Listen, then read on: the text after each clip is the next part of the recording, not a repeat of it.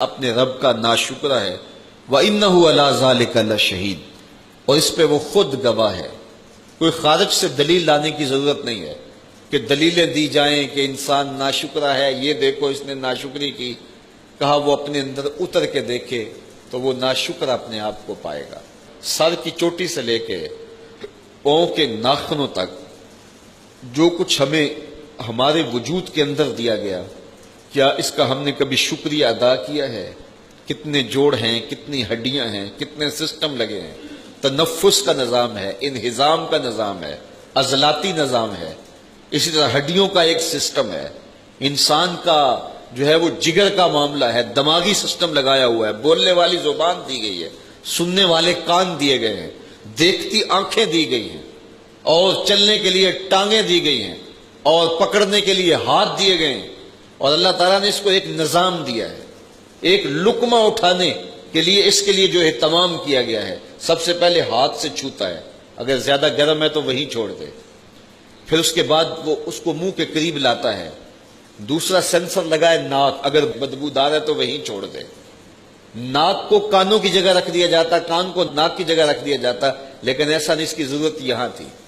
اور پھر اس کے بعد جو ہے وہ زبان پہ اگر کڑوا ہے تو وہیں تھوک دے، پھر اس کے بعد دانتوں سے اس کو چبایا جاتا ہے، اگر اس کے اندر کوئی سخت چیز ہے تو وہیں پھینک دے، پھر اس کے بعد حلق سے اتارا جاتا ہے۔ ایک لقمہ تیرے حلق تک پہنچتے ہوئے کتنے مراحل طے کرتا ہے، اور رب نے تیرے لیے کتنا سسٹم بنایا ہے۔ تیری 5 انگلیاں برابر نہیں رکھی، لیکن جب تو لقمہ اٹھاتا ہے تو برابر ہو جاتی ہیں، اور تیرے لیے آسانی پیدا کر دی۔ اگر ساری برابر ہوتی پہلے ہی تو لقمہ نہ اٹھا پاتا۔ پھر اندر دانتوں نے پیسا چکی کی طرح، اور پھر اندر تیرے معدے میں چلا گیا، اور پھر معدے میں جہاں جسم کو جو ضرورت تھی اس نے اس کو وہاں پہنچایا، جو فاضل تھا، زائد تھا، اس کو فضلے کی صورت کے اندر باہر پھینک دیا گیا۔ تو یہ تیرا ایک سسٹم رب نے بنایا ہے۔ انسان کبھی اس پہ غور کیا، تدبر کیا؟ تو کتنا ناشکرہ ہے، اپنے اندر اتر کے دیکھ۔ تو نے کبھی اپنے اندر جو لگے ہوئے سسٹم ہیں ان کا کبھی بیٹھ کے رب کا شکریہ ادا نہیں کیا؟ باقی خارج میں تیرے لیے یہ ہوائیں چل رہی ہیں، یہ درخت آکسیجن پیدا کر رہے ہیں، یہ پانی کا سسٹم ہے، یہ بادل امٹ کے آتے ہیں، برستے ہیں، زمین سے سبزہ اگتا ہے، ان کے اندر رنگ بھرتے ہیں، پھل لگتا ہے، مٹھاس آتی ہے، ذائقے آتے ہیں، اور اس کے اندر جو ہے وہ طرح طرح کے طبی خواص پیدا ہوتے ہیں، پھر تیری ضروریات وہاں پہنچتی ہیں۔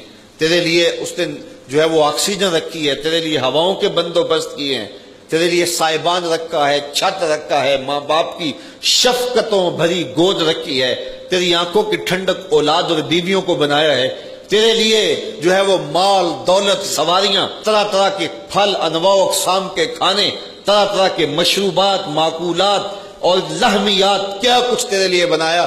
انسان ذرا غور کر، تدبر کر، زمین کو بچھونا بنایا، یہ پھوٹتے جھرنے، یہ بہتی ندیاں، یہ کوسار، یہ مرغزار، یہ لالازار، یہ جوئے بار، یہ شہد کے چھتے میں تیرے لیے رس بھرتی ہوئی مکھیاں کہاں کہاں سے وہ رس نچوڑ کے تیرے لیے جمع کرتی ہیں۔ کہتے ہیں ایک چھتے پہ 1.25 لاکھ مکھی ہوتی ہے، اور وہ کہاں کہاں سے پرواز کرتی ہے، لاکھوں میلوں سفر کرتی ہے، اور وہ رس ایک ایک قطرہ، ایک ایک بوند تیرے لیے جمع کرتی ہے۔ وہ تیرے لیے غذا بھی ہے، تیرے لیے شفا بھی ہے، تیرے لیے دوا بھی ہے۔ تو نے محنت نہیں کی، کوشش نہیں کی، اس کو نچوڑ کے اپنے اندر اتار لیا۔ ذرا اس لقمے کو جس سے لذت لیا تو نے، تو ذرا غور کر کتنا کچھ تیرے رب نے عطا کیا ہے، روزانہ کتنا کچھ تجھے نصیب ہو رہا ہے۔ انسان تو اپنے رب کا ناشکرہ ہے۔ وَإِنَّهُ عَلَىٰ ذَلِكَ لَشَهِيدٌ، اس پر انسان خود گواہ ہے۔ وَإِنَّهُ لِحُبِّ الْخَيْرِ لَشَدِيدٌ، اور بے شک یہ دولت کی محبت میں بہت زیادہ سخت ہے۔ افلا يعلم اذا بؤسر ما في القبور، اس گھڑی کو یاد دلایا جب لوگ قبروں سے اٹھائے جائیں گے۔ آج کر لے جو کرنا ہے، آج کوئی پوچھنے والا نہیں ہے، لیکن وہ وقت آنے والا ہے جب تم قبروں سے اٹھاؤ جائے گا۔ تو صاحبو، قبل اس سے کہ وہ وقت آئے کوئی حجت باقی نہ رہے، مجھے اور آپ کو اس مختصر سی زندگی کا محاسبہ کرنا چاہیے۔ اللہ مجھے آپ کو اپنی رحمتوں کے حصار میں رکھے۔